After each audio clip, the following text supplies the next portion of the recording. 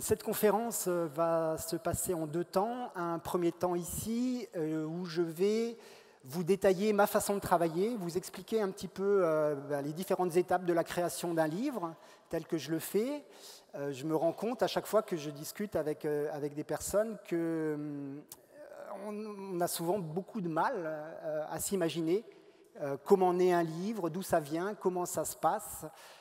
D'autant que j'ai une technique d'illustration un petit peu particulière. Donc je vais vous montrer tout ça pour que vous puissiez après expliquer aux enfants peut-être. Et puis dans un deuxième temps, j'ai un PowerPoint. Alors ça, là je travaille sans filet parce que je ne l'ai jamais fait. Mais je vais vous détailler comment animer un atelier en classe avec des enfants, travailler avec des objets, fabriquer des personnages, pour que ça se passe le mieux possible, et en général, ça se passe très bien, je vous rassure. Alors, je vais parler de ce livre, Toujours rien. Je vais me baser sur ce livre-là parce que à la fois c'est le premier, j'ai une affection particulière pour ce livre-là, mais surtout, graphiquement, il est extrêmement simple, donc je vais pouvoir m'appuyer là-dessus pour vous expliquer comment je fabrique une page. Mais avant de parler de Toujours rien, comment naît un livre? Ça, c'est quand même une question qu'on me pose souvent. D'où viennent les idées? Comment on fait pour écrire un livre pour les enfants? Alors ça, c'est déjà une question qui me met assez en difficulté parce que moi, je ne sais pas très bien comment ça marche, d'où ça vient. Il y a une chose qui est sûre, c'est que pour moi, l'histoire est toujours première.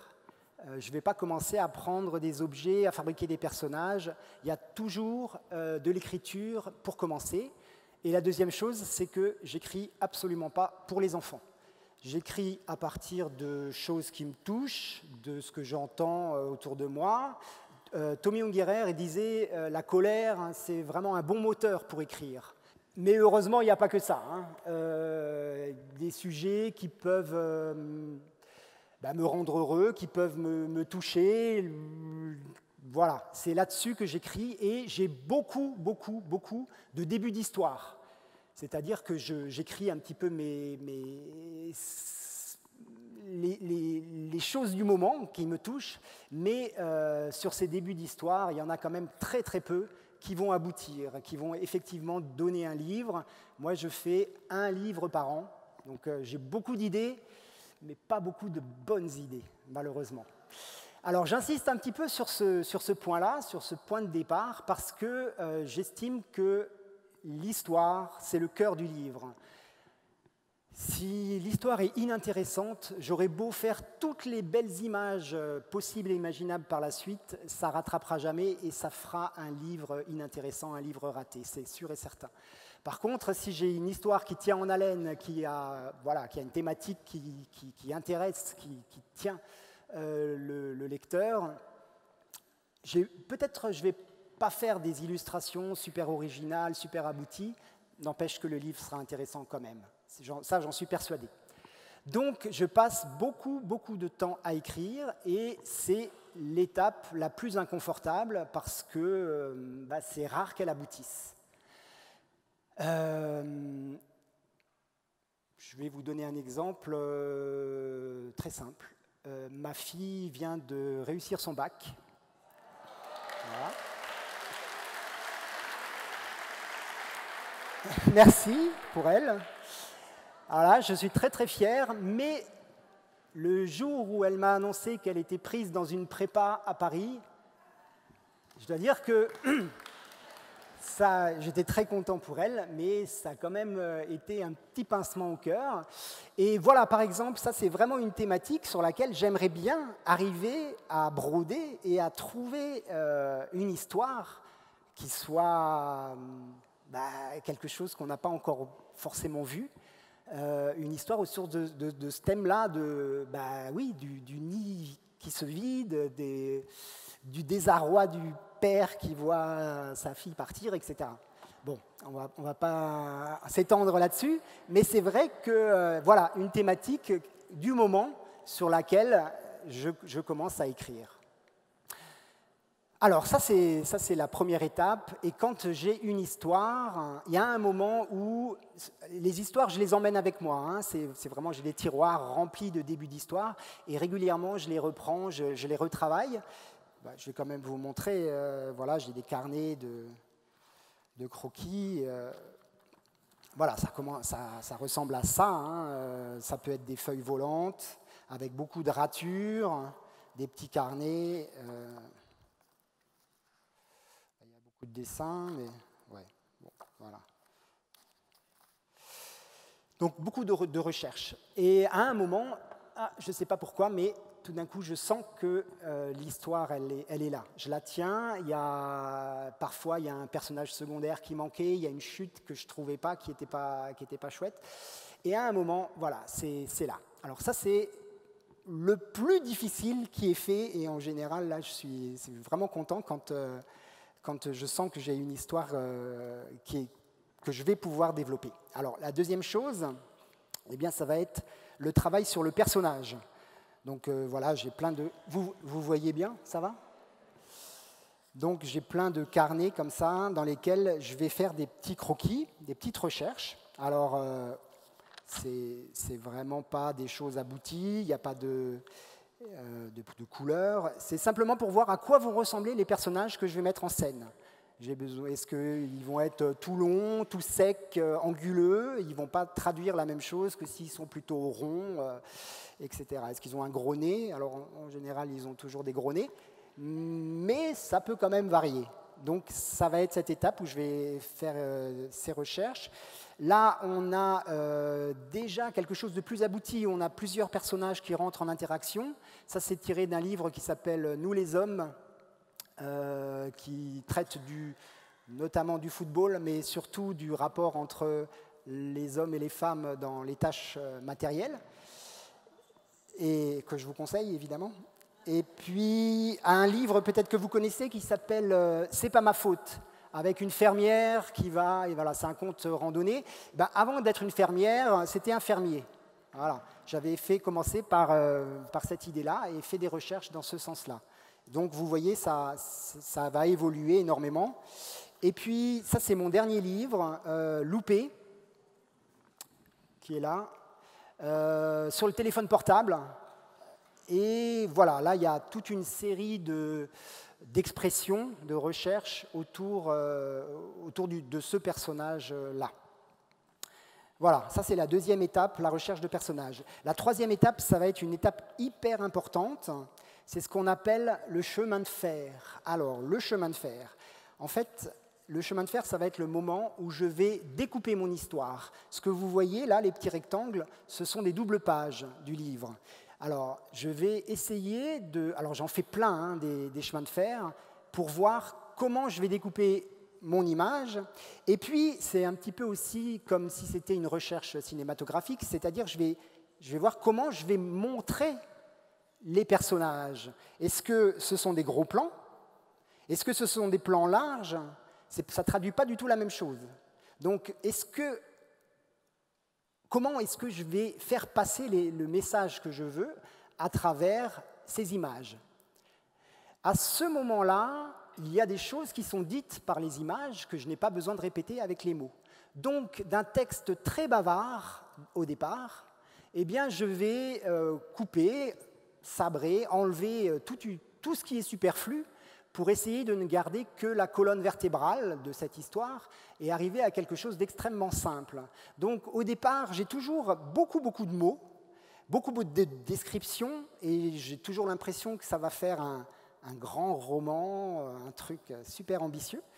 Et pour finir, j'arrive en général à des histoires qui tiennent sur une demi-page.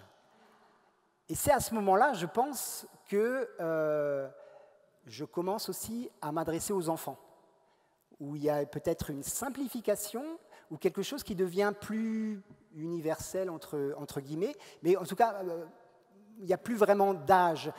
Il peut aussi y avoir plusieurs niveaux de lecture, hein. Un niveau de lecture qui s'adresse plutôt aux petits et des messages plus ou moins cachés qui s'adressent aux plus grands.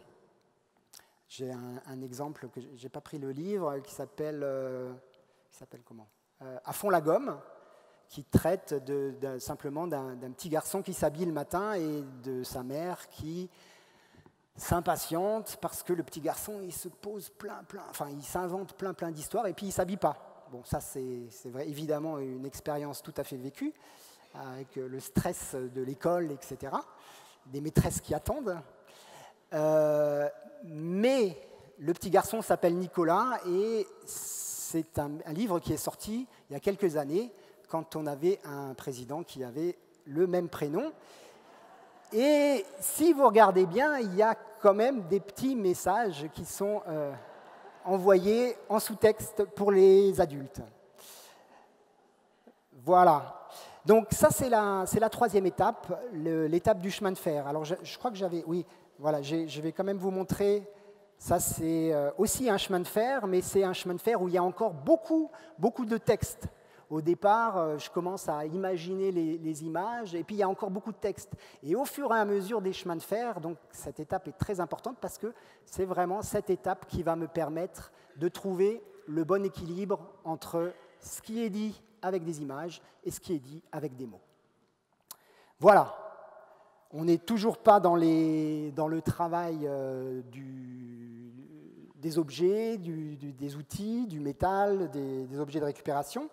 Il y a encore une étape avant ça, c'est ce qu'on appelle la maquette.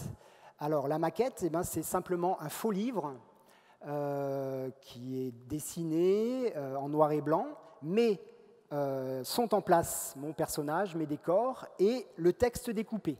Donc ça, c'est la toute première maquette que j'ai faite. C'était pour le livre Toujours Rien, donc. Et c'est le document que je vais envoyer aux éditeurs.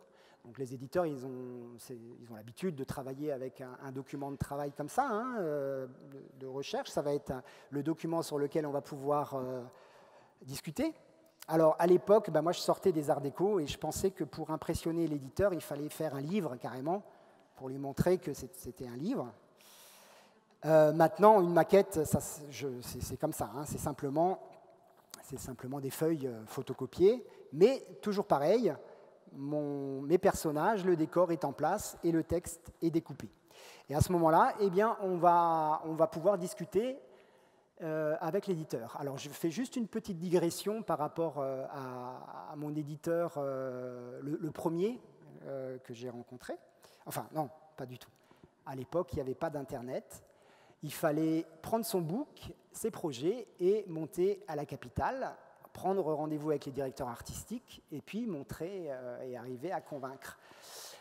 Et moi, je suis allé et j'ai rencontré tous les éditeurs de la capitale avec ce projet et avec une photo quand même, une belle photo d'une scène en fil de fer et en objet de récupération.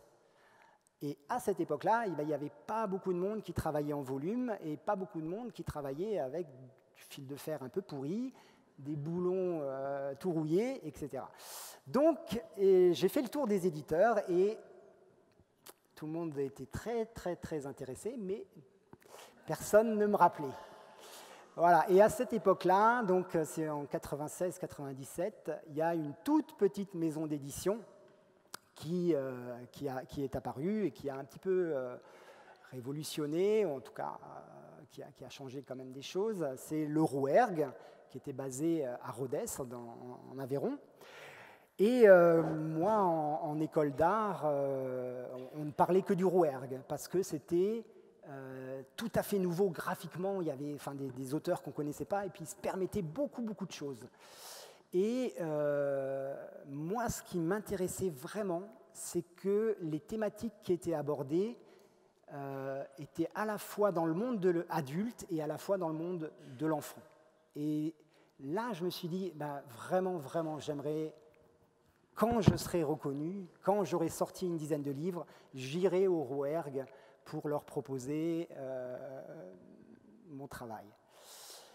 En fait, comme j'avais plus personne auprès de qui montrer mon travail, puisque j'avais fait à peu près tous les éditeurs parisiens, eh bien, j'ai envoyé ce projet, cette maquette avec la photo à quelqu'un dont vous avez peut-être entendu parler, qui s'appelle Olivier Douzou, qui était le directeur artistique des éditions du Rouergue. Il y avait 2 livres, hein, ou 3 peut-être, mais voilà, il était propulsé directeur artistique. Moi, j'avais l'impression que c'était une grosse boîte, enfin, j'avais plein de fantasmes comme ça sur les éditions du Rouergue. Et le lendemain, j'ai eu un coup de fil d'Olivier Douzou qui m'a dit « Je vous téléphone parce que vous avez fait une faute dans mon nom. Je ne m'appelle pas Olivier Douzon, je m'appelle Olivier Douzou. » Ça commençait bien.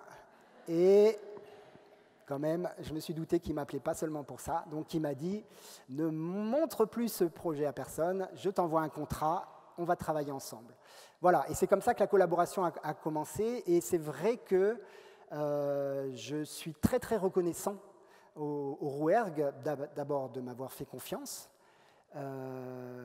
Et puis, j'ai été quand même assez mal éduqué par Olivier Douzou parce qu'il m'a quand même laissé les coups des franches. Il intervient extrêmement peu sur les projets que je lui propose. Il faut dire que quand je propose un projet, en général, c'est quand même très ficelé. L'histoire, je l'ai parfois traînée pendant des années, à la retravailler, etc. Alors, je ne suis pas psychorigide, mais si on veut changer l'histoire, il va quand même falloir avoir des arguments qui me convainquent. Mais à l'époque où j'ai démarré, moi, j'étais prêt à tout pour avoir un bouquin édité, et puis s'il me avait fallu changer l'histoire, je pense que j'aurais changé l'histoire, etc. Maintenant, c'est vrai que c'est beaucoup plus facile, évidemment, quand on a sorti beaucoup de livres. C'est beaucoup plus facile pour... et puis l'éditeur, c'est quand même son boulot, c'est d'amener le livre à quelque chose d'encore plus intéressant, de voir les écueils. Hein. Là, je présente un petit peu les éditeurs peut-être comme des gens casse-pieds. Mais c'est vrai que parfois, j'ai travaillé avec d'autres éditeurs, je ne dirais pas qui, mais ça a été vachement compliqué. Je me suis rendu compte qu'il y avait un vrai interventionnisme sur les images, sur la taille du nez, bon, il y a un moment, c'est pas possible, moi je ne peux pas travailler comme ça. Alors c'est vrai que maintenant j'ai des éditeurs avec lesquels j'ai l'habitude de collaborer, donc il y a le Rouergue, il y a Didier Jeunesse, il y a Pastel principalement, c'est les 3 grands éditeurs vraiment avec lesquels je collabore régulièrement. Et j'en profite pour les saluer chaleureusement. Voilà, j'ai une histoire, des personnages, j'ai une maquette. On a discuté avec l'éditeur, on est tombé d'accord. À ce moment-là, l'éditeur va m'envoyer un contrat, on va signer, on va s'engager l'un et l'autre. Et puis, c'est le moment, enfin, où je vais pouvoir passer à la réalisation des illustrations. Ce que je n'ai pas dit, c'est que si vous avez des questions, si vous avez envie de m'interrompre à un moment, n'hésitez pas. Il y a des micros, on vous les fera passer, parce que sinon, moi, je continue. Hein. Mais si vous voulez des précisions ou quelque chose qui n'est pas clair, n'hésitez pas. Voilà. Alors, très, très, très important, on en reparlera après quand on parlera des ateliers en classe, je ne vais pas utiliser les objets tels quels. Je vais toujours partir d'un brouillon, je vais toujours partir d'un dessin. Donc là, je vais faire le dessin de la première page de mon livre. Et je vais faire le dessin de la première page de mon livre à l'envers, parce que la caméra filme à l'envers. Voilà, alors ça commence comme ça.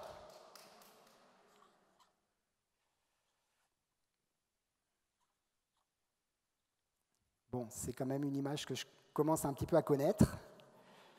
Je vous ai dit, je vais me baser sur le livre Toujours rien.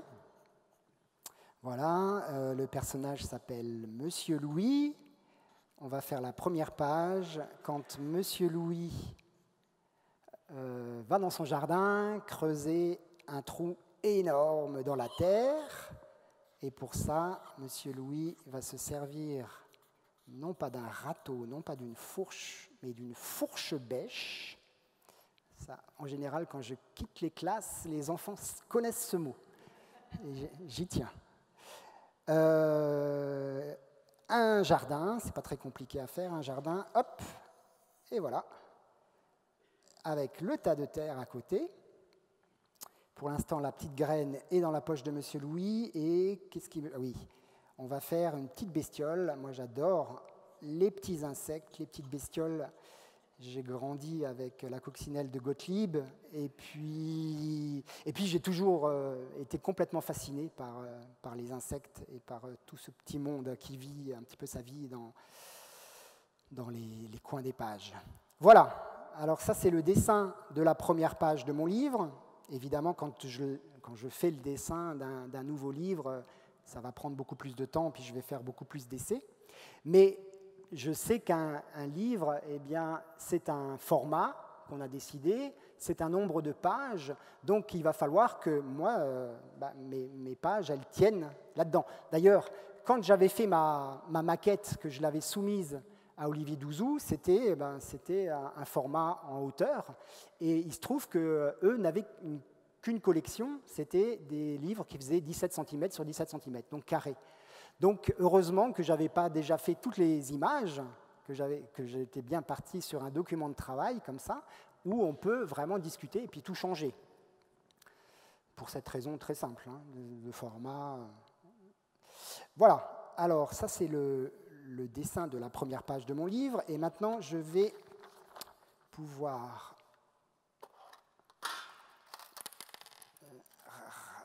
enfin sortir les objets. Donc, j'ai ramené un petit échantillon de mon atelier. Voilà. Donc, j'ai à la fois des objets, à la fois des pinces. Alors, là, je vais vous montrer 4 pinces différentes. Si vous animez un atelier avec les enfants, vous aurez besoin uniquement de la pince coupante. Celle-là, elle est indispensable, enfin, si vous travaillez avec du fil de fer. Voilà. La première, la pince coupante. La deuxième pince, c'est une pince qui a des bouts complètement arrondis. Alors ça, c'est une pince un peu magique. C'est la pince qui fait des ronds. Vous voyez bien? Ouais. La troisième pince, c'est une pince plate. Et ben, ça va être simplement la pince qui va servir à aplatir le fil de fer. Voilà. Et puis, c'est la pince magique. Comme elle a des angles, c'est la pince magique qui va faire des carrés. Voilà. Et la troisième pince, alors ça, si vous avez ça dans les classes, les enfants adorent la pince à épiler pour prendre les petits objets et les mettre en place de façon minutieuse. Voilà. Alors maintenant, eh bien, on va vraiment passer à la réalisation de cette page. Alors, comment je vais faire? Là, je vais être embêté. Je ne vais pas faire comme ça. Je vais faire comme ça. Comme ça, vous voyez là, tac, et puis on va mettre une feuille. Voilà. Alors, je vais prendre un morceau de fil de fer. Alors, vous inquiétez pas, on verra tout ça après, comment adapter ça pour des maternelles.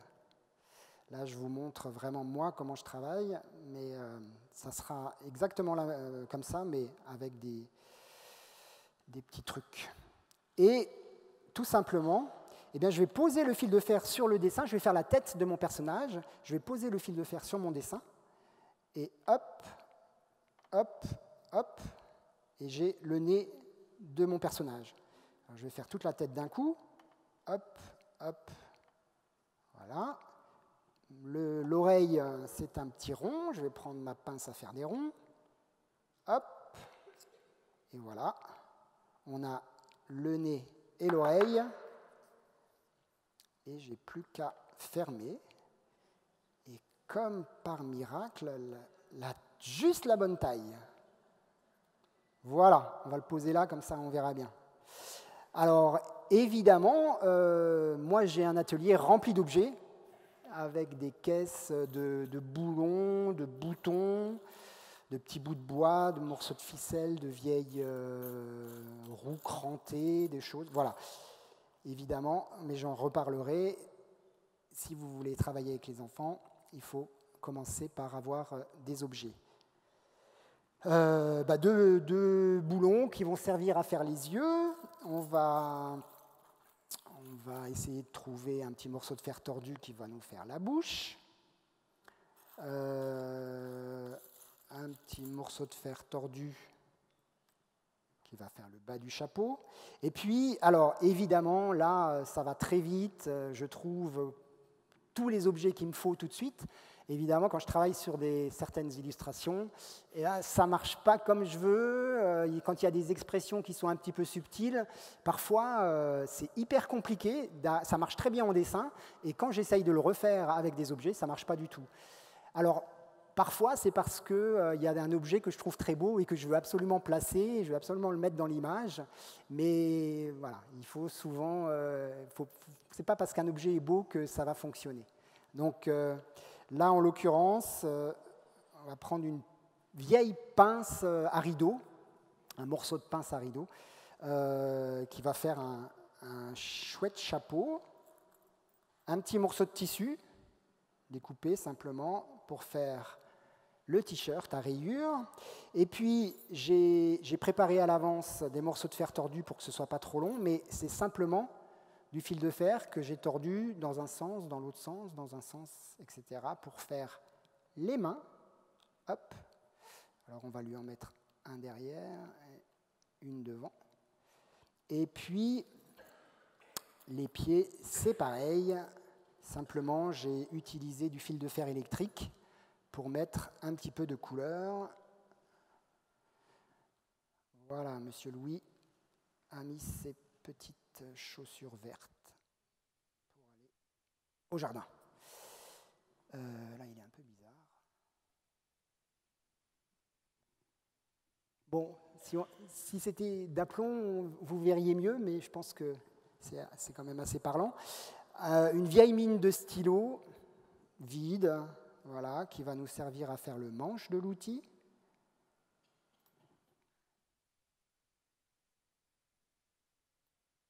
Et une vieille fourchette toute cabossée qui va nous servir à faire le bas de la fourche bêche. Alors vous voyez, je travaille vraiment avec des objets de rebut.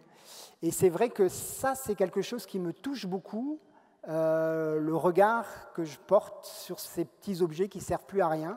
C'est pareil sur les petits insectes. Pourquoi est-ce que tout d'un coup, ces objets de rebut, qui sont bons à jeter à la poubelle, tout d'un coup, en les agençant les uns par rapport aux autres, ils se mettent à raconter quelque chose de nouveau, parfois, dans le meilleur des cas, ils se chargent de poésie. Et ça, c'est vraiment quelque chose qui me touche. Donc j'essaye de transmettre ça aussi. Qu'est-ce qui nous manque? On va faire le jardin. Je vais prendre simplement un morceau d'enveloppe craft pour que ça ressemble à de la terre. Je vais froisser le papier pour que ça prenne la lumière, qu'on ait des trous, des bosses. Voilà. Et puis, je vais tout simplement déchirer le papier pour faire le tas de terre. Voilà. Alors, on a presque terminé. Il manque la petite coccinelle. La coccinelle, elle est fabriquée aussi en fil de fer, mais alors un fil de fer très fin. Voilà. Et là, j'ai vraiment besoin de la pince à épiler pour mettre en place des petites perles pour faire ses yeux et ses points. Voilà. Une coccinelle qui a 3 ans. Voilà. Alors,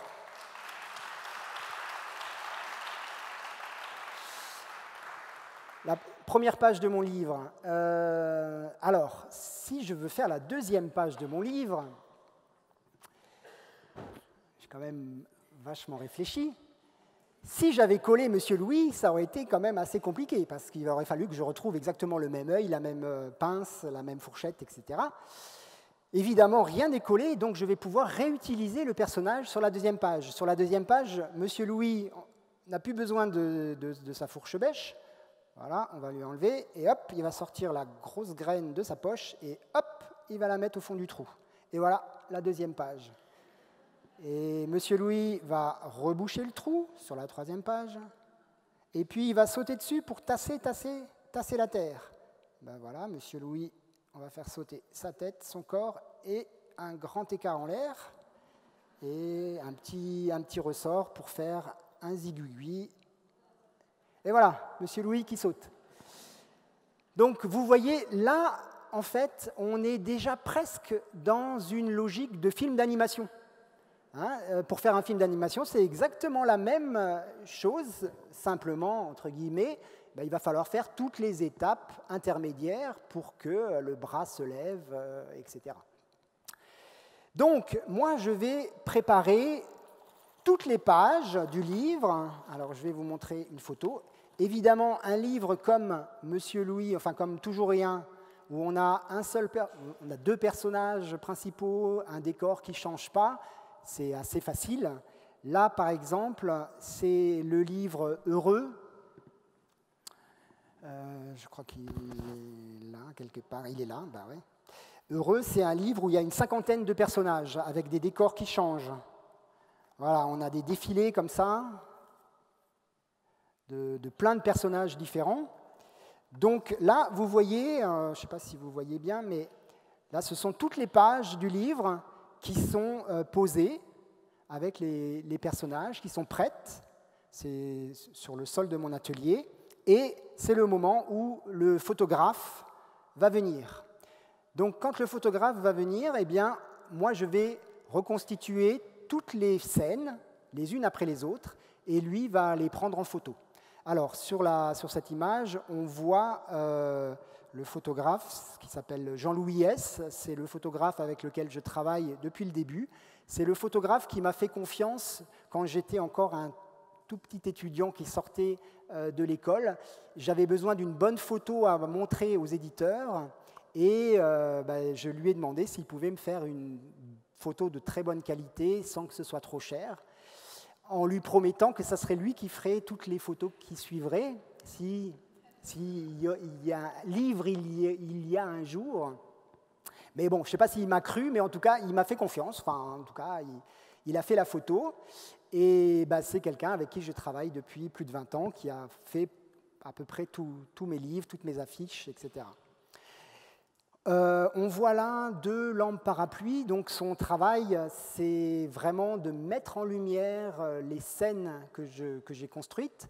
C'est vraiment très, très important, cette étape.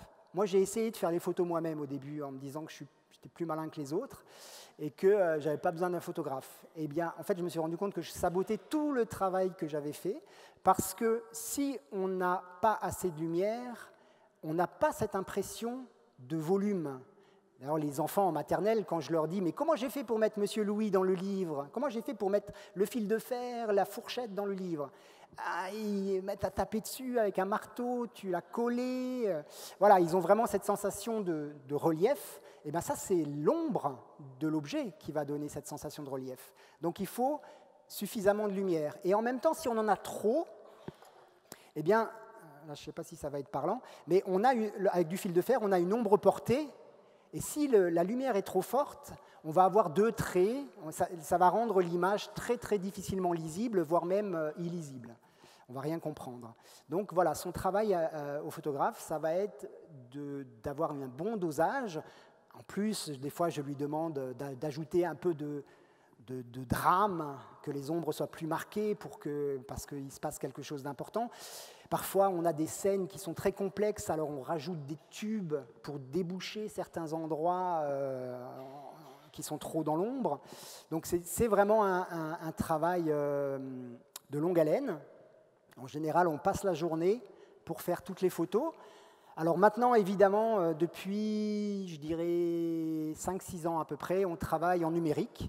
Avant, je ne voulais pas qu'on travaille en numérique. Avant, on travaillait avec ce qu'on appelle une chambre noire. Voilà, alors c'est ce gros appareil. Parce qu'avec la chambre noire, on a des détails, mais vraiment super, super, super précis. Ça fait des grandes diapositives extrêmement précises.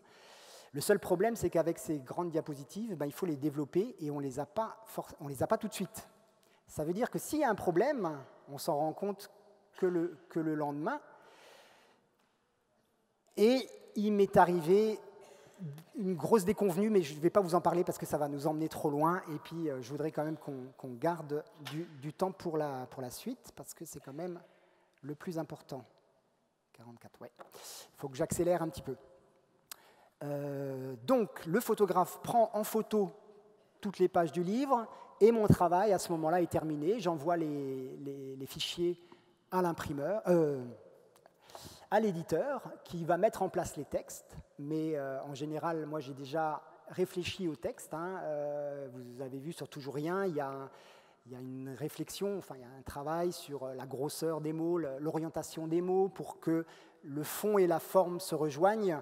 Quand M. Louis, par exemple, au départ, voilà, M. Louis simplement creuse un trou énorme, c'est écrit en très gros. Quand M. Louis arrose, non, ça c'est après. Quand M. Louis saute sur la terre pour tasser la terre, on a les mots qui deviennent de plus en plus gras, comme si ça se tassait. Quand il arrose, les mots sont penchés, comme si ça sortait de la paume d'un arrosoir. Quand M. Louis s'énerve, c'est écrit en très gros et en rouge, la couleur de la colère. Donc voilà, moi j'ai déjà réfléchi à comment mettre en page. Est-ce que je vais faire quelque chose de très simple parce que les images sont déjà complexes, ou bien est-ce que je vais pouvoir jouer aussi avec les mots. Donc l'éditeur met en place le texte et il va amener les fichiers à un imprimeur. Alors en général, il y a quelqu'un de la maison d'édition qui va chez l'imprimeur. Ce sont d'énormes machines, d'énormes rotatives. Ça met à peu près une demi-heure pour imprimer 5000 livres.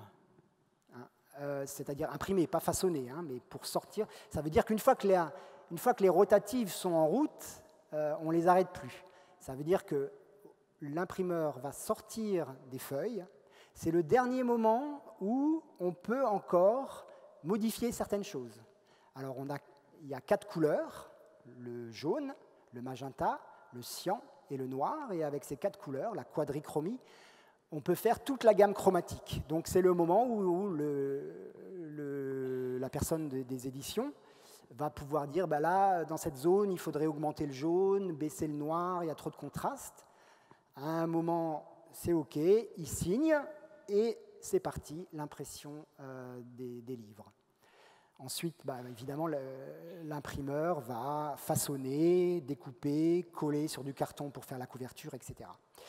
Et puis, en général, on va sortir à peu près 5000 livres, et puis ces livres vont partir dans toutes les librairies, les bonnes librairies, et il y a encore des commerciaux qui vont faire le tour des librairies et qui vont expliquer que le dernier Vols, c'est vraiment une pépite et qu'il faut absolument le mettre en vitrine et utiliser toute la vitrine pour ça. Voilà, parce que sans distributeur, on n'existe pas. Malheureusement, on est bien obligé, même si des fois ça fait grincer un peu les dents, parce qu'il y a quand même une grosse part du gâteau qui part au distributeur. N'empêche que c'est aussi ce qui nous fait exister dans les librairies. Et puis, je vous disais au début de ma conférence que le livre m'échappe, et alors parfois, il m'échappe carrément, parce que, voilà, une édition, alors si je ne me trompe pas, c'est du coréen, une édition en arabe, et donc évidemment le livre qui s'ouvre dans l'autre sens. Voilà. Qu'est-ce que j'ai ? Ça, c'est du coréen. Bon, il a été traduit en pas mal de langues. Ça, c'est du chinois. Et puis, juste là, je vous montre juste ça quand même, parce que je trouve ça assez rigolo. Ça, c'est Toujours Rien que j'ai réalisé pour une association qui s'appelle Les Doigts qui rêvent, qui œuvre à la réalisation de livres pour des enfants malvoyants. Donc en fait, là, c'était très compliqué pour moi parce qu'on n'est plus du tout dans quelque chose, une problématique esthétique, on est vraiment dans une problématique de compréhension. Donc les personnages sont hyper simplifiés. Et dans un livre comme Toujours Rien, si vous le connaissez, donc, le jardinier ne voit pas la graine, mais le lecteur voit bien ce qui se passe dans la Terre, comment faire pour que la personne qui ne voit pas puisse comprendre ça? Donc on a trouvé une astuce. Voilà. On peut voir la graine en soulevant sous la terre. Donc en fait, c'est vraiment des matériaux différents pour que l'enfant puisse comprendre. Et puis on a le texte en braille de ce côté. Voilà. C'était juste pour vous montrer un petit peu des déclinaisons. Et puis des fois, voilà, si vous allez sur mon site, il y a une rubrique film d'animation. Vous pourrez voir un film qui s'appelle Monsieur Louis und der kleine Käfer, Monsieur Louis et la petite bête, qui est une adaptation que j'ai réalisée avec un studio d'animation tiré de Toujours Rien pour une émission allemande. Vous avez dit tout à l'heure que vous étiez à la fois auteur du texte et auteur de l'illustration. Et donc, je voudrais savoir, quand vous n'êtes pas l'auteur du texte, comment vous collaborez avec Alors, effectivement, ça m'arrive de ne pas écrire les textes. Hein. J'ai notamment illustré des contes libanais de Jihad Darwish pour Didier Jeunesse. J'ai illustré dernièrement un texte de Karl Norak, le Nid de Jean. Alors, c'est beaucoup plus compliqué pour moi parce que je dois rentrer dans un univers qui n'est pas le mien. Quand j'écris, évidemment, même si je passe beaucoup de temps à écrire, j'ai quand même des images mentales qui viennent et je m'imagine déjà comment ça peut se mettre en image. Quand Jihad Darwish m'a proposé des textes, c'était des contes libanais. Moi, je suis pas libanais. Je suis né en Alsace. J'ai commencé à vouloir faire quelque chose d'oriental et je me suis rendu compte que ça fonctionnait pas du tout. C'est pas du tout ma façon. Et puis les contes, c'est pas du tout ma façon de raconter des histoires. Donc il a fallu vraiment que c'était une sorte d'exercice de style, rentrer dans un texte et puis arriver à me l'approprier et à faire mes illustrations à moi. Donc en fait, on est loin, je pense, des images mentales que Jihad Darwish avait à la base. Lui, il devait avoir tout son imaginaire culturel de son enfance, de ses contes qu'il avait entendus. Mais voilà, c'est ça. Hein, quand il y a un auteur et un illustrateur, il y a deux univers qui se rencontrent. Moi, je ne l'ai jamais rencontré, Jihad Darwish. C'est l'éditeur qui m'a mis en relation avec ses textes, mais on ne s'est jamais vu. On n'a jamais parlé, je lui ai jamais demandé de changer quelque chose dans son texte, je ne me serais pas permis, et lui ne s'est jamais autorisé à me demander de changer quelque chose dans mes illustrations. Voilà. Après, il y a des gens qui travaillent vraiment en binôme. Hein. Je pense aux Petites Poules de Christian Heinrich avec Christian Jolibois, c'est vraiment des gens qui travaillent ensemble, mais moi je trouve ça compliqué. Les autres sont tellement compliqués. Du coup, voilà. Bon, ceci dit, Karl Norak, c'est un copain, et puis ça s'est vraiment passé super bien, il n'y avait pas de problème. Travailler, animer un atelier de création avec des objets, jouer avec les objets en classe, c'est quelque chose que j'ai fait pendant une quinzaine d'années. Hein. Je le fais encore de temps en temps, mais c'est quand même assez rare. Donc c'est peut-être la toute petite niche où je suis un peu expert. Alors, la première chose à faire, évidemment, eh bien, ça va être la collecte d'objets. Et là, la meilleure chose à faire, c'est de mettre à contribution les parents.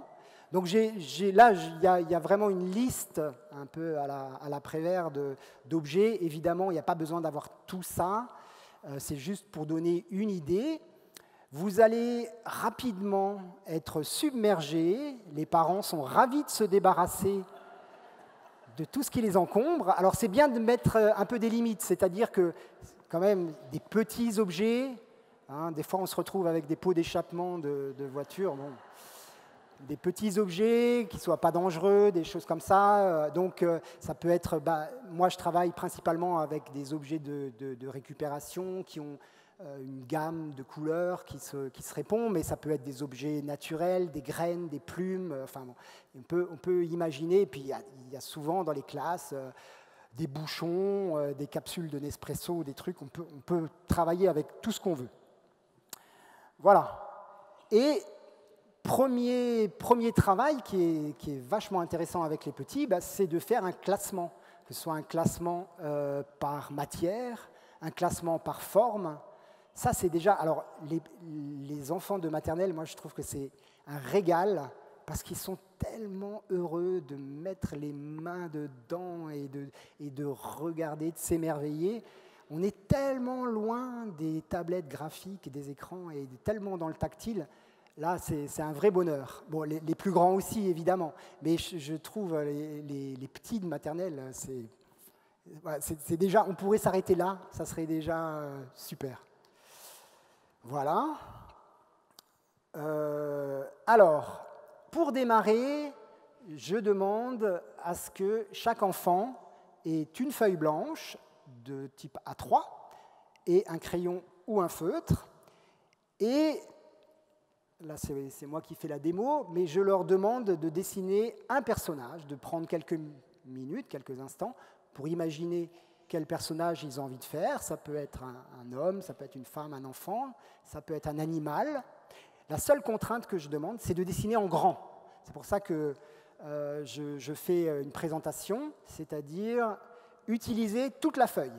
Alors, en maternelle, c'est pas trop compliqué. En général, ça va. Plus ils grandissent, et plus ça devient difficile. Plus ils grandissent, et plus le dessin va se rapetisser, et plus il va y avoir de détails. Donc, même quand c'est des CM2, je leur demande de recommencer et vraiment de prendre tout l'espace. Alors, pourquoi ? Parce que ce que je vous ai montré, là, le personnage qui fait 15 cm, ça va être extrêmement complexe de tordre le fil de fer pour arriver à faire le visage. Si on a un grand rond qui fait la tête du cochon, ça va être beaucoup plus simple. Si on a des mains, ça va être beaucoup plus simple de tordre le fil de fer.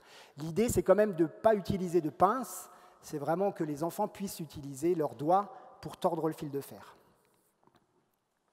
Voilà, alors là, on a un atelier, les enfants qui dessinent. Alors là, il y a une petite là, qui n'a pas écouté les consignes. Pas besoin de mettre en couleur, c'est simplement un brouillon. Je fais exactement la même chose quand je travaille avec les adultes. En général, maintenant, je travaille plutôt avec des enseignants ou des bibliothécaires, des animateurs. Je pars toujours d'un dessin. Alors avec les adultes, c'est plus compliqué, parce qu'il y a plus de crainte du regard, il y a les souvenirs un petit peu difficiles de l'art plat, des choses comme ça, je ne sais pas dessiner, des choses comme ça. Alors ce que je demande aux adultes, je leur dis, on va décomplexer tout le monde. Les droitiers vont dessiner avec la main gauche et les gauchers vont dessiner avec la main droite. Comme ça, de toute façon, on aura un dessin qui sera tremblotant, qui sera maladroit. On s'en fout complètement. C'est vraiment juste pour avoir un modèle pour démarrer. C'est juste pour lancer l'impulsion. Et pour les enfants, c'est pareil. Parce que si on n'a pas de dessin, si on n'a pas de modèle, et qu'on demande à des petits de maternelle de faire un personnage, il y en a certains qui vont être complètement perdus. Parce que quand ils ont un boulon, c'est un boulon, c'est pas un œil. Mais si on met un boulon sur un dessin d'œil, ce boulon, ça devient un œil. Et à partir du moment où ils ont compris ça, après, ça va être beaucoup plus simple. Donc, c'est vraiment cette étape qui me paraît primordiale pour démarrer, c'est d'avoir un modèle. Voilà. Ensuite, on va passer à l'étape où les enfants vont travailler avec du fil de fer. Donc, très, très, très important, c'est que vous testiez le fil de fer avant. Alors, moi, j'ai mis là un fil de fer gainé, fil de fer électrique. Ça a l'avantage, c'est un double avantage. Si vous choisissez bien, il y a différentes sections. Si vous choisissez bien, il est souple et il garde sa forme. Si vous avez un fil de fer élastique, c'est l'enfer. Si on tord et que ça revient, vous allez courir parce que tous les enfants en même temps vont vous demander de les aider. Donc un fil de fer qui garde sa forme. En plus, il est gainé de plastique, du coup, il ne risque pas de se piquer. Donc ça, c'est vraiment des choses qui s'achètent en gros rouleaux de 50 mètres. Vous en avez pour un moment, ce n'est pas très cher. Après, il existe des fils de fer dans les magasins de bricolage, des fils alors pas de fer, des fils d'aluminium, de laiton. C'est des choses très très souples qui se tordent très facilement, mais qui sont beaucoup plus chères. Donc je pense que c'est un bon compromis. Alors, des pinces coupantes, ça c'est important. Moi, je travaille avec des pinces coupantes, même avec les petits. Alors, évidemment, il faut être un petit peu là quand même. Faut les aider. Il faut parfois les aider à appuyer, mais c'est eux qui coupent. Hein, je suis derrière pour leur filer un coup de main. De toute façon, si vous animez un atelier, il faut au minimum une ATSEM. Et puis, si vous pouvez avoir 1 ou 2 parents pour vous aider, c'est quand même beaucoup plus simple. Surtout si vous avez des grosses classes. Et puis, des ciseaux parce qu'on va travailler avec du tissu. Donc, c'est bien d'avoir des ciseaux qui coupent et pas leurs petits ciseaux tout pourris. Voilà, donc là, je distribue des morceaux de fil de fer. Et puis, voilà, les enfants vont placer leur fil de fer sur la tête. C'est parfois très compliqué parce qu'ils ont un fil de fer qui est trop long et ils vont joindre les 2 bouts et ils ne vont pas du tout chevaucher le fil de fer pour arriver à la bonne taille. Donc, il faut leur montrer, surtout les petits. Mais voilà, une fois qu'ils ont vu, c'est bon, après c'est compris. Et puis, voilà, encore le gamin qui coupe. Alors ça, je l'ai intercalé. Ça, c'est une instite qui m'a envoyé ce personnage. Je trouvais que c'était très malin, travailler avec de la chaîne. Donc là, il n'y a plus aucun problème de tordre le fil de fer, de faire en sorte qu'il se chevauche et tout ça. Simplement, la chaîne, ça bouge. Dès qu'on met un objet, ça va se barrer, tout ça. Mais voilà, c'est une alternative. Hein. Ou une autre, c'est de travailler avec du plein. Le fil de fer, c'est un peu du dessin dans l'espace. On a un trait. On peut aussi imaginer qu'on travaille avec des fonds pleins et qu'on remplisse par-dessus. Une autre possibilité. Alors là, on va revenir au fil de fer. Après, les enfants, je leur demande, maintenant, tu vas essayer de trouver qu'est-ce qui pourrait faire un œil, qu'est-ce qui pourrait faire un nez, qu'est-ce qui pourrait faire une bouche. Essaye de trouver et d'essayer différentes choses. Après, on a un dessin qui sert de base, mais moi, je les encourage vraiment à essayer des trucs plus grands, des nez plus gros, des cheveux qui partent dans tous les sens, etc. Faire plein d'essais différents, c'est ça qui devient intéressant. C'est là où la partie créative devient la plus intéressante, c'est le fait de chercher puis d'essayer. C'est aussi ce que je demande aux adultes, c'est vraiment de s'amuser avec les objets, de vraiment faire plein d'essais différents. Et on se rend compte à quel point des petits détails changent tout ce que va traduire le personnage, l'expression, il devient sympathique parce qu'il a un gros nez rond, voilà, des petits détails comme ça. Voilà, un gamin qui travaille,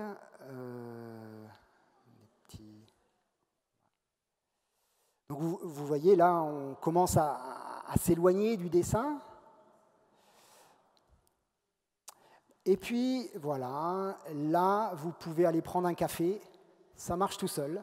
À un moment, les enfants ont compris et ça va être le va-et-vient des tables où sont posés tous les objets jusqu'à leur table pour trouver tous les objets.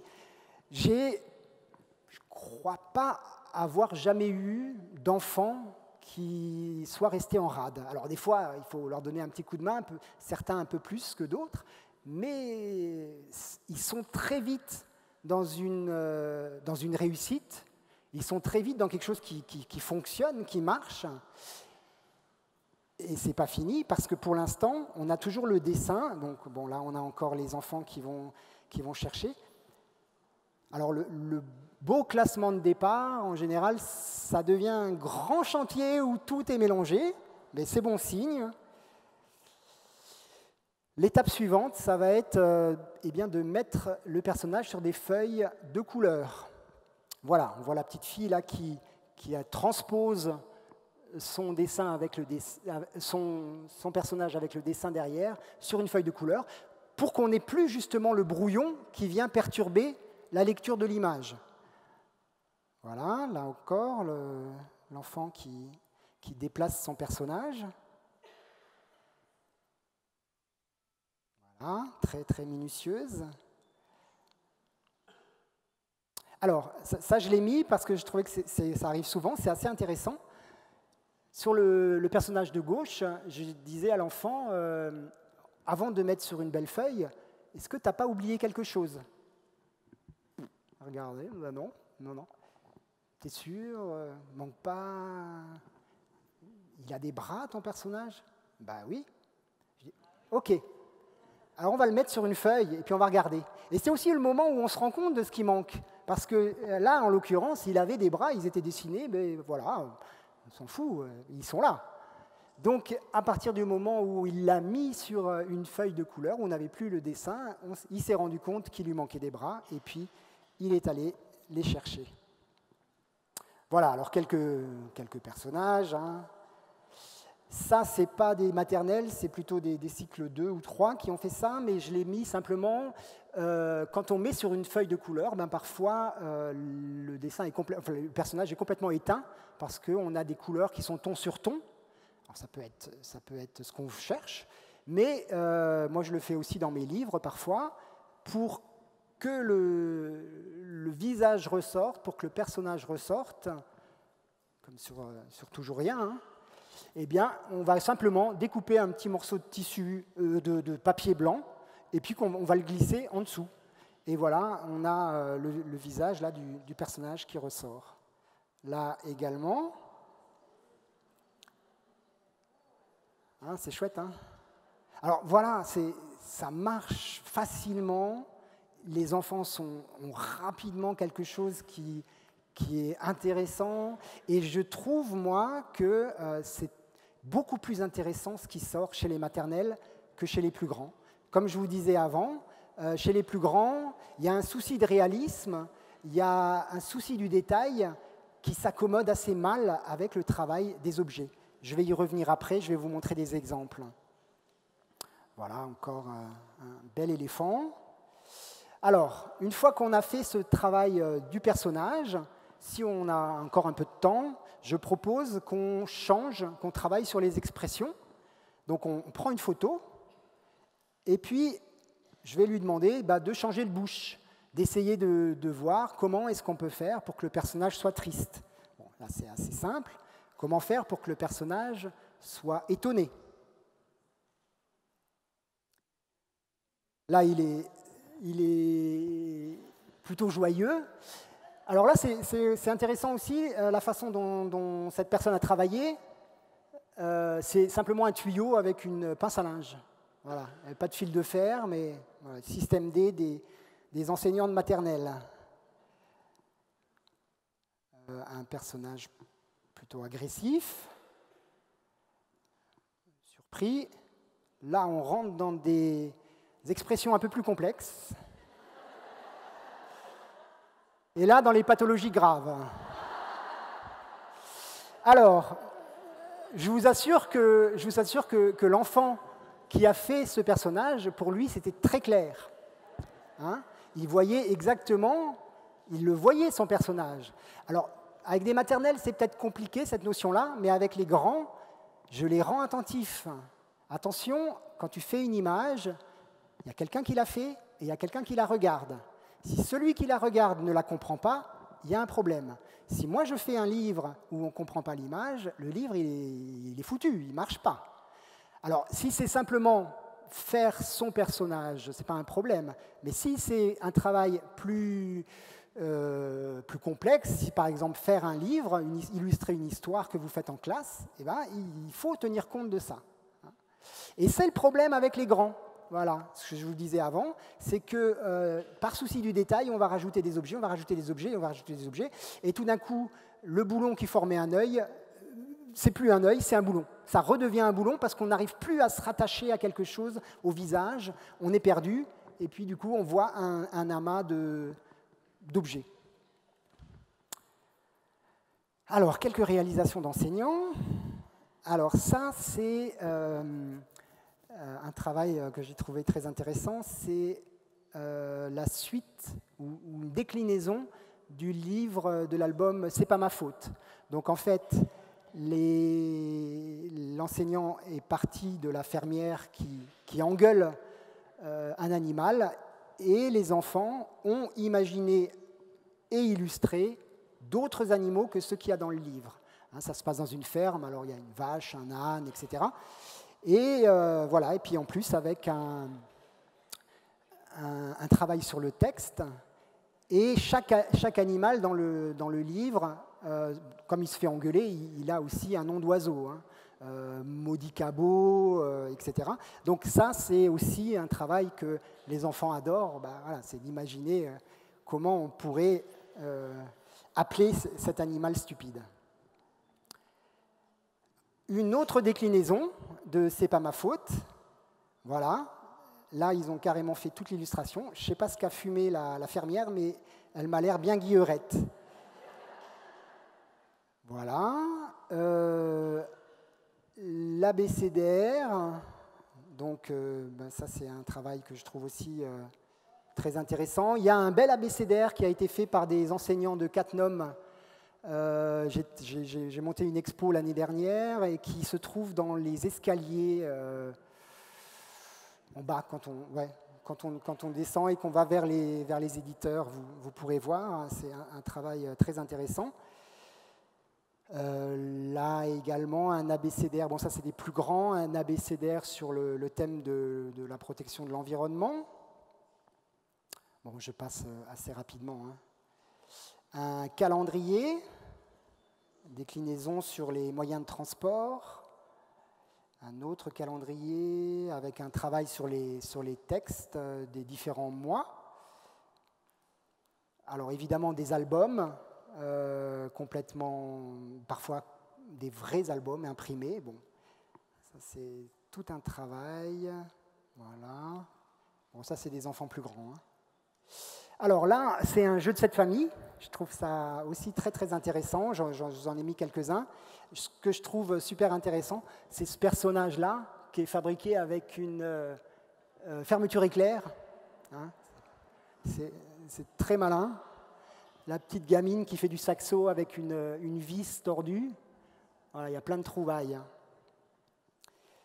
Ça aussi, ça c'est quelque chose que j'ai sur le stand. Si vous passez, vous pourrez le voir. Ça, j'ai trouvé que c'est vraiment un travail hyper intéressant. C'est un memory. Alors d'un côté, l'enseignante a sorti des personnages des livres, et d'un autre côté, les enfants se sont déguisés et elle les a prises en photo. Et donc, le memory, c'est la concordance, trouver les deux... voilà, le personnage de Stromboli. Alors, elle a mis des ballons pour faire les gros nez, c'est rigolo. Voilà. C'est malin, hein? Alors, voilà, avant de passer là, il y a aussi, je ne l'ai pas pris parce que je savais qu'on n'aurait pas le temps pour vous passer ça, l'étape ultime qu'on m'envoie parfois, c'est carrément un film d'animation. Donc, un film d'animation, c'est tout à fait possible, même avec des maternelles.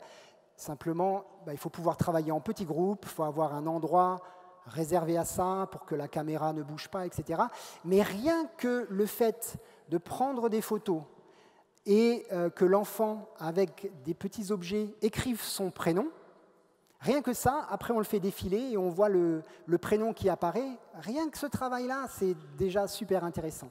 Et puis après, on peut carrément imaginer des photos de différentes scènes avec les enfants qui racontent, qui inventent leur histoire. Enfin bon, voilà.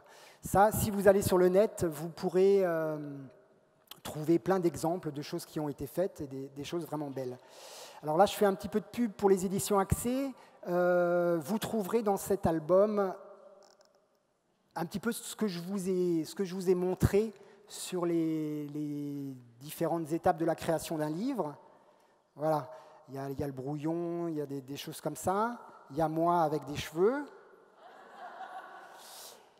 Après, c'est un livre où il y a énormément de mise en réseau, de différents albums. Enfin, bon, si je me permets de vous en parler, c'est parce que je trouve que c'est vraiment un ouvrage qui est vraiment très très bien fait.